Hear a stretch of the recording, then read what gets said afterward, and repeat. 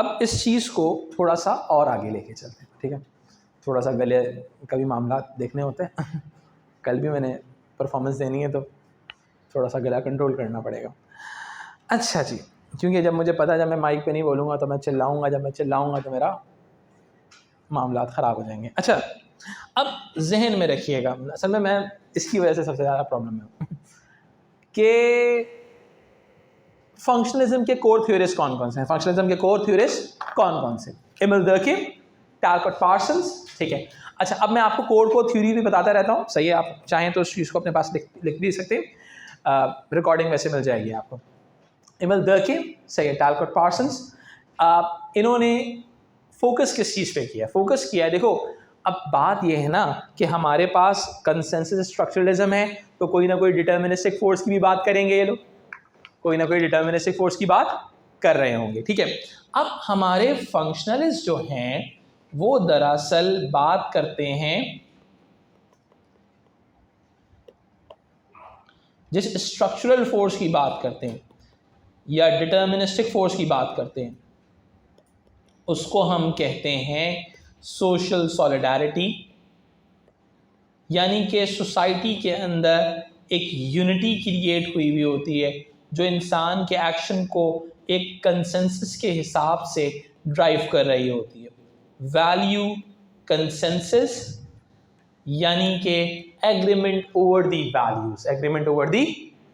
अब क्या है, वो जो मैंने पप्पू वाली एग्जांपल दी थी, याद है कि कुछ तो लोग कहेंगे, अगर आप एक्ट नहीं करेंगे तो एक्चुअल में वो वैल्यू कंसेंसस आपको ड्राइव कर रहा हो, एम आई राइट। यानी कि एक्चुअल के अंदर आप कंसेंसस यानी कि एग्रीमेंट की तरफ इस वजह से जाते हैं क्योंकि आपने सोसाइटी के अंदर रहना होता है, दैट्स वाई आप एग्रीमेंट ओवर दी वैल्यूज करते हैं, सोसाइटी की वैल्यूज के साथ अपना इत्तेफाक शो करते हैं, अपना एग्रीमेंट शो करते हैं, एम आई राइट।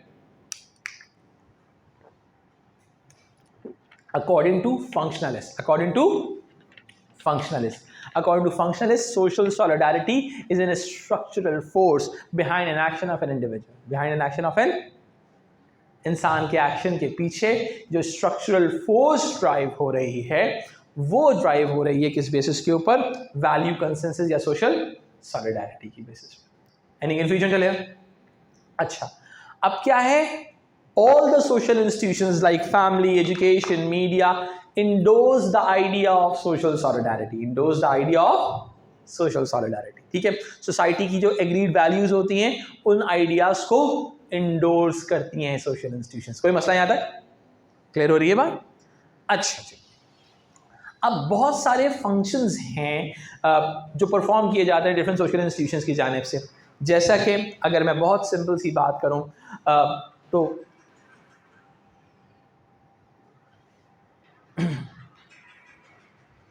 भाई बंद कर दो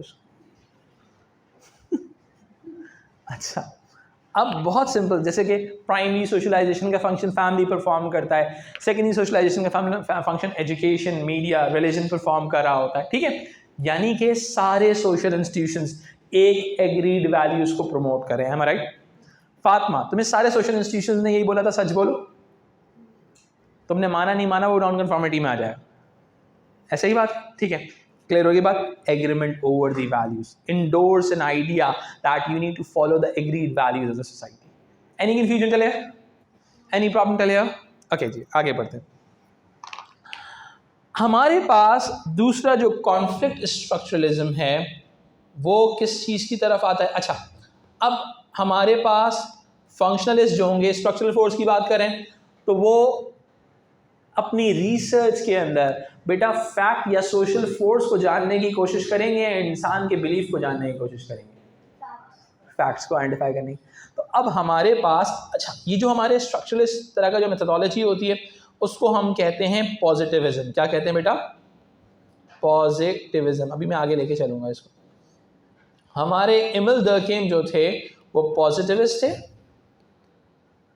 इन्होंने सुसाइड के नाम से अपनी रिसर्च की थी जिसमें उन्होंने सुसाइड के ऊपर होने वाले स्ट्रक्चरल फोर्सेस को,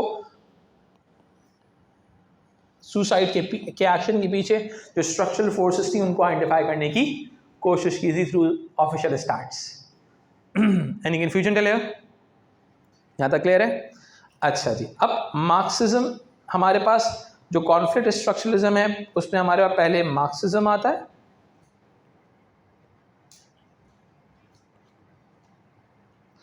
जो कि क्लास इनइक्वालिटी के अगेंस्ट है। ठीक है जी, और फिर हमारे पास फेमिनिज्म आता है, अगेंस्ट हैं। अब देखो मेरी बात सुनो, कॉन्फ्लिक्ट स्ट्रक्चरलिज्म जो है वो दरअसल सोशल चेंज चाहता है। क्या चाहता है? Social change. वो लोग सोशल चेंज चाहते हैं, am I right? अब सोशल चेंज किससे? एग्जिस्टिंग सोशल ऑर्डर से। किससे बेटा? सही है, मैं थोड़ा सा यहाँ पे मैं एक्सप्लेन कर देता हूँ उस चीज़ को। भाई देखिए, ये जो कॉन्फ्लिक्ट स्ट्रक्चरलिज्म है ना, ये चाहता है सोशल चेंज। जब आप तब्दीली चाहते हो तो आपको एग्जिस्टिंग सोशल ऑर्डर के अगेंस्ट में बात करनी पड़ती है। समझिए, यानी कि एग्जिस्टिंग सिस्टम के अंदर कोई मसला होगा तभी तो आप चेंज की तरफ जाओगे, अदरवाइज आप चेंज की तरफ थोड़ी ना जाओगे। अगर नवाज शरीफ साहब इतने ही अच्छे होते तो खान साहब को तब्दीली का नारा लगाना ही नहीं पड़ता। Once you want to change the existing social order, you need to revolutionize, you need to talk about, you need to be against of that existing social order. आपने existing social order के against में जाना पड़ता है। फिर अगर हम social change की बात करते हैं तो ये लोग against हैं, against existing social order, existing social order। अच्छा, अब मार्क्सिज्म अगेंस्ट क्यों एग्जिस्टिंग सोशल ऑर्डर के? क्योंकि एग्जिस्टिंग सोशल ऑर्डर जो है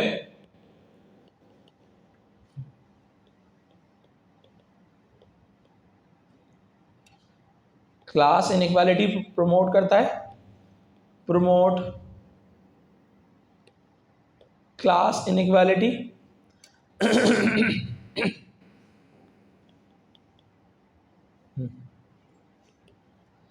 And according to feminists, existing social order promote gender inequality.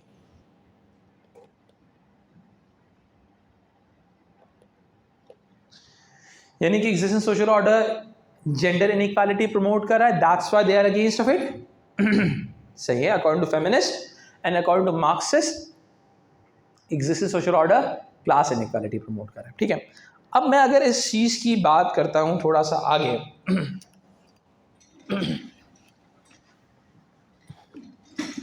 देखिएगा,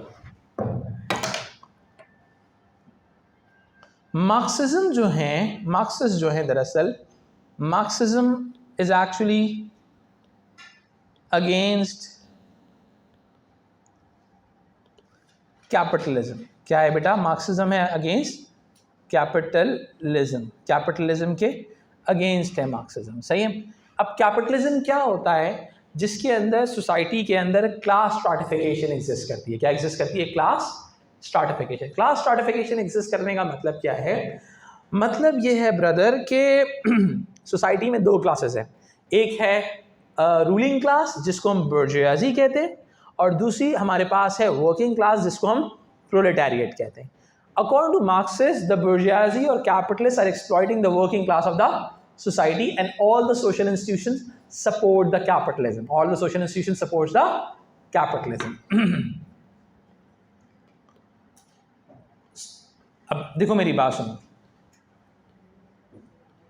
social institutions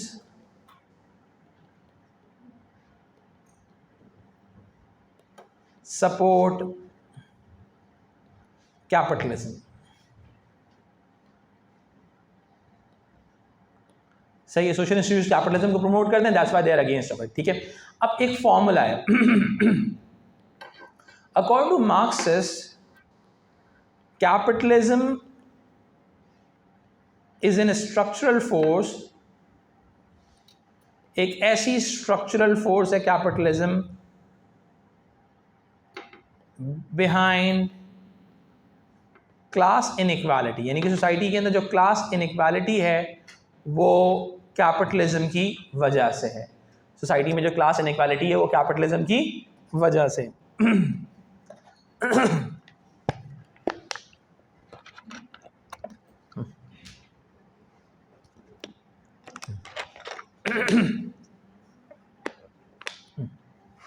अच्छा जी, अब मैं आपको एक छोटी सी बात समझाता हूँ, देखिएगा।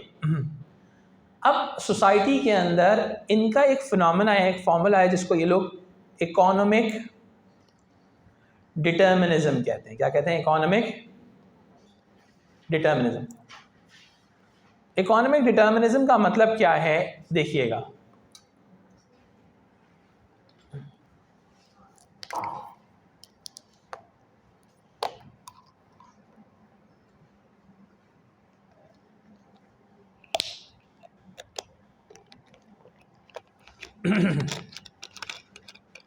देखिएगा, इस एक सेकंड, इकोनॉमिक डिटर्मिनिज्म क्या कहता है समझिएगा, इधर देखिएगा। सोसाइटी के अंदर इधर देखिएगा everyone, this is economic base. Society के सारे social institutions are dependent on this economic base, और you can say work place, और you can say work place. Am I right? All the social institutions are based on economic base, which is workplace, and this is an ideological superstructure of the society.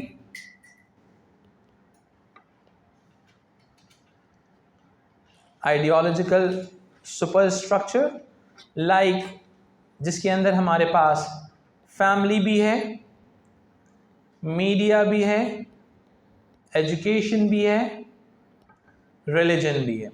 यानी कि ये social institutions ideology build कर रहे हैं in the favour of capitalism, in the favour of capitalism. अच्छा, अब देखो इधर समझना, आपकी जो इकोनॉमिक बेस्ड है ये कैपिटलिस्ट कंट्रोल में है, work place economy capitalist control में है, तो वो कैपिटलिज्म प्रमोट करेंगे, वो कैपिटलिज्म प्रमोट करेंगे, सही है। अब ये जो आइडियोलॉजिकल सुपर स्ट्रक्चर है, ये आइडियोलॉजी बिल्ड कर रहा है in the favour of capitalism, ideology in favour of capitalism, यानी कि कैपिटलिज्म के फेवर में आइडियोलॉजी बिल्ड कर रहे हैं।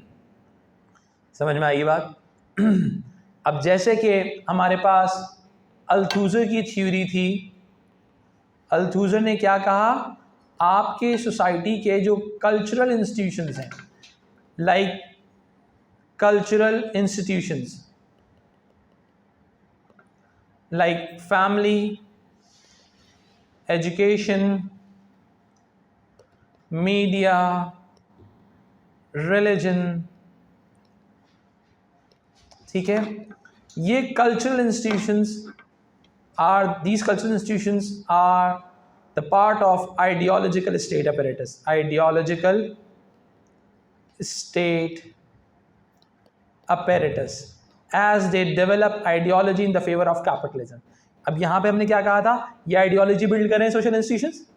अब ये जो आइडियोलॉजी है actually is based around the economic system which is based on capitalism. Capitalism होती क्या चीज़ है?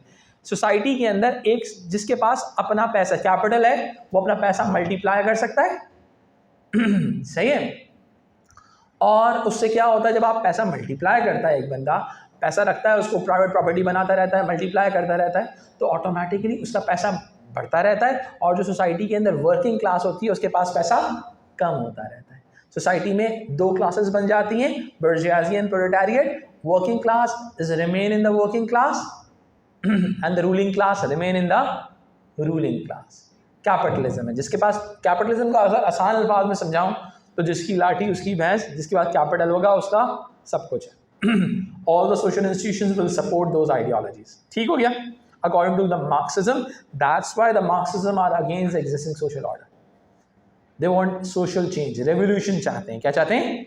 रेवोल्यूशन, चेंज चाहते हैं। कोई मसला बेटा? हमारे पास इसमें जो कोर थ्योरिस्ट आते हैं, कार्ल मार्क्स हैं, अल्थूज़र हैं, ज़र्ट्स्की हैं, ठीक है, एंजल्स हैं, ये हमारे पास मेजर थ्योरिस्ट आते हैं इसके अंदर। कोई मसला यहाँ तक? फिर हमारे पास आता है फेमिनिज्म, सही है। फेमिनिज्म इसको मैं डिटेल में पढ़ाऊंगा जब मैं फैमिली के साथ डिस्कस कर रहा हूँ। ये अगेंस्ट है जेंडर इनइक्वालिटी। क्या है बेटा? अगेंस्ट है जेंडर इनइक्वालिटी। इनको लगता है सोसाइटी के अंदर all the social institutions are supporting the patriarchy. They are against social institutions. They are against social institutions. ठीक है? Because उनको लगता है all the social institutions used to support the patriarchy within the society.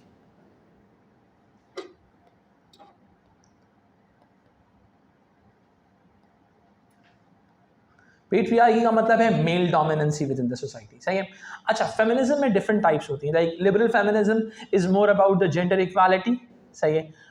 Radical feminist is against the core idea of patriarchy rather than the male dominancy, they demand the female dominancy. Patriarchy के बजाय वो matriarchy की बात करते हैं radical feminist. फिर Marxist feminist आते हैं जो कहते हैं there is impact of class inequality on gender inequality. सही है। क्लास इनइक्वालिटी की वजह से जेंडर इनइक्वालिटी प्रमोट हो रही है। फिर हमारे पास ब्लैक फेमिनिस्ट आते हैं जो एथनिक डिफ्रेंशिएशन को एड ऑन करते हैं। उनके नज़दीक लिबरल फेमिनिज्म जो है it's more about the white supremacy, so that's why they talk about the black women rights. ठीक है। फिर हमारे पास डिफरेंस फेमिनिज्म आता है जो कहता है male and female roles are different, they are against the liberal feminist जो इक्वालिटी चाहते हैं। क्लियर हो गई बात? They are again इनके नज़दीक all the social institutions are supporting the patriarchy within the society. That's why they oppose this idea. Like family के हवाले से कहते हैं the family is देखो मेरी बात सुनो, फेमिनिज्म का जो कोर आइडिया है वो बेस करता है अगेंस्ट सेग्रीगेशन। वो मेल और फीमेल को डिफरेंटली ट्रीट करने के अगेंस्ट है। According to the feminists, they are against the family structure. Why?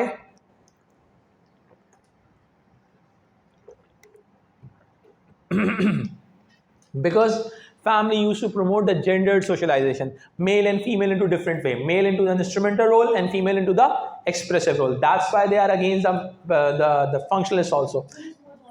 Exactly. Functionalists ने Parsons ने कहा था the male and female are naturally different and male used to perform instrumental role and female should perform expressive role. ठीक हो गया। तो दूसरी तरफ हमारे पास फेमिनिस्ट आते हैं जो कहते हैं कि भाई it is also it occurs due to gendered socialization. That's why इस चीज़ को अपोज करते हैं। ठीक है।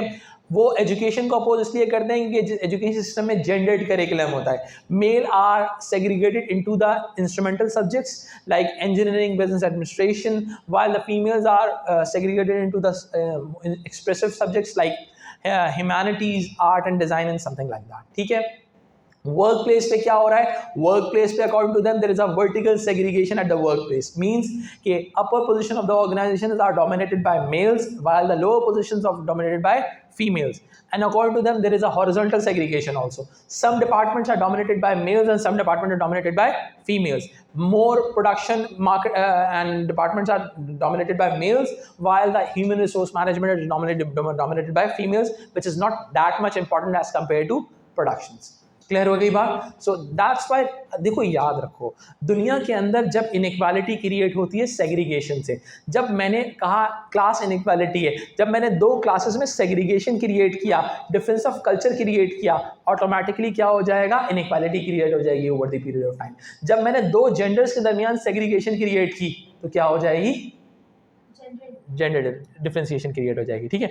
एक चीज़ सुपीरियर कंसिडर की जाएगी और एक चीज़ इंफीरियर कंसिडर की जाएगी। ठीक है। अच्छा, अब इस चीज को आगे लेके चलते हैं। कट करके दोबारा लगाओ।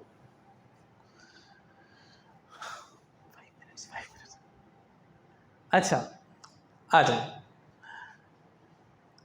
एक कॉन्सेप्ट को समझते हैं। ये जितने भी मैंने आपको आइडियाज डिस्कस किए, फंक्शनलिज्म के, मार्क्सिज्म के, फेमिनिज्म के, ये सारे ideas, all these ideas are based on the idea of meta narrative. ये meta narrative किस बला का नाम है? meta narrative। क्या कहा मैंने? meta narrative। ठीक है। जब मैं कहता हूं meta narrative की मैं बात करूं, बहुत सिंपल सी बात है। ठीक है। हम अब क्या डिस्कस कर रहे हैं? हम डिस्कस कर रहे हैं post modernism. Actually they are against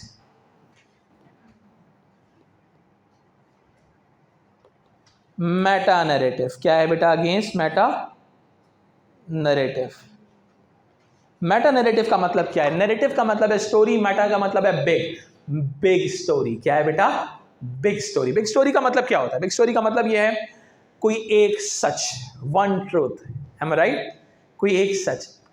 actual में postmodernism is all about the today's world. The postmodern theory is more about the idea that there is no one meta narrative within the society. Society के अंदर कोई एक meta narrative, कोई एक बात सच, कोई एक बात हकीकत, कोई एक रियलिटी नहीं है। There is no one meta narrative. Rather than functionalist की बात बिल्कुल भी ठीक नहीं है, because they assume the idea that the society rotates around the idea of social solidarity. Am I right? हम इस चीज को देखते हैं दूसरे कॉन्टेक्स्ट के अंदर कैसे? According to the postmodernist, Marxist की आइडिया बिल्कुल भी ठीक नहीं, क्योंकि their whole idea rotates around the gender class inequality. Feminism का होल आइडिया जेंडर इनइक्वालिटी पे बेस करता है। According to them, there is no one truth. Every individual will develop their own set of truth on the basis of their own experiences. हर इंसान अपने experiences की basis पे अपना narrative, अपना ख्याल, अपना गुमान, अपनी सोच, अपना इजहार करेगा। हर इंसान, एवरी इंडिविजुअल। आपको मैं 15 मिनट में पोस्ट मॉडर्निस्ट कर दूंगा, टेंशन नहीं लो। अच्छा आया समझ में आ रहा है? ख्वारी तो नहीं हो रही? उरूज रेड बुल मंगवाऊँ तुम्हारे लिए? बस ठीक हो गया। मलिया एनी प्रॉब्लम बेटा? ओके मुदस्सिर भाई ओके।